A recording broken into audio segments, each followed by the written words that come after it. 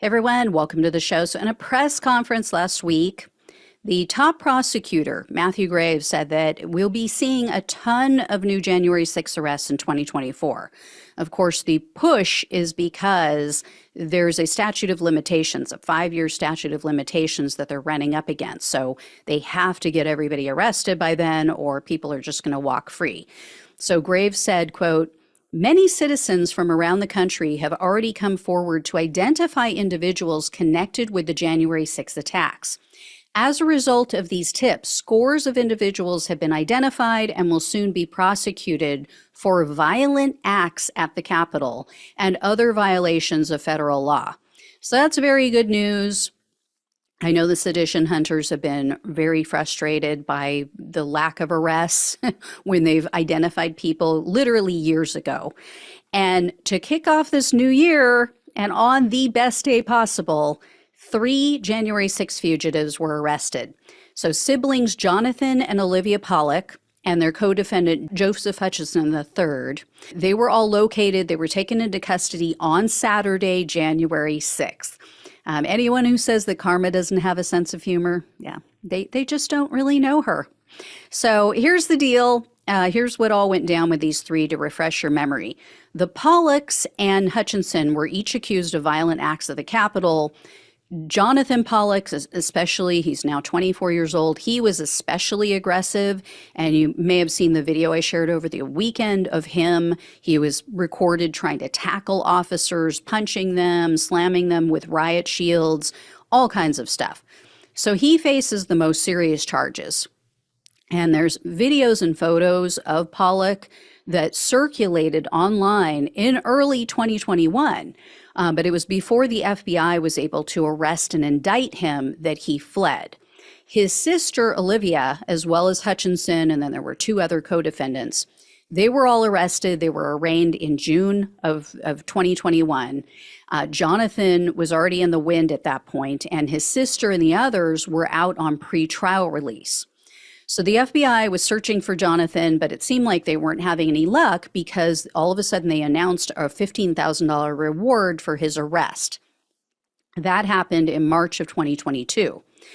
September of 2022, just several months later, they bumped it up to $30,000. So his co-defendants were making their way through the court system. They were attending pretrial conferences until March of 2023.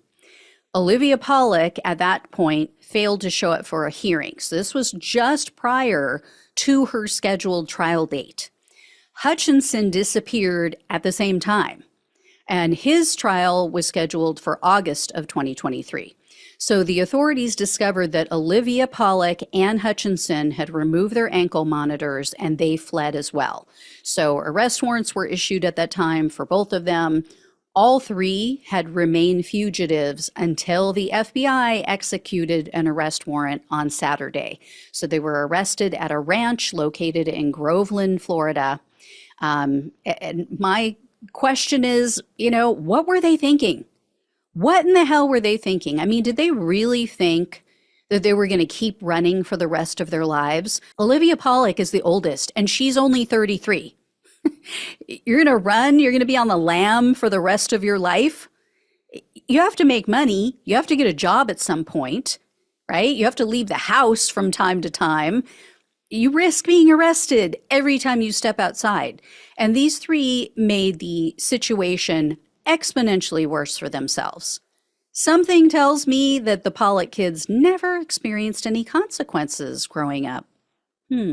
I could be wrong. I mean, there's a first time for everything. The only thing that might save them at this point is the fact that they have a Trump-appointed judge, Carl Nichols. But, and that's a big but, Simone, their co-defendants, Joshua Doolin and Michael Perkins, they didn't fare so well with Judge Nichols. Doolin got 18 months in prison, and Perkins was sentenced to 4 years in prison. And they weren't anywhere near as violent as Jonathan Pollock. And neither one of them took off. Neither one of them ran. So, yeah. If these 3 don't receive at least as much time as Perkins, at least 4 years or more, there is no justice left in this country. So I will definitely let you know when they are sentenced and what happens, if anything happens in the interim.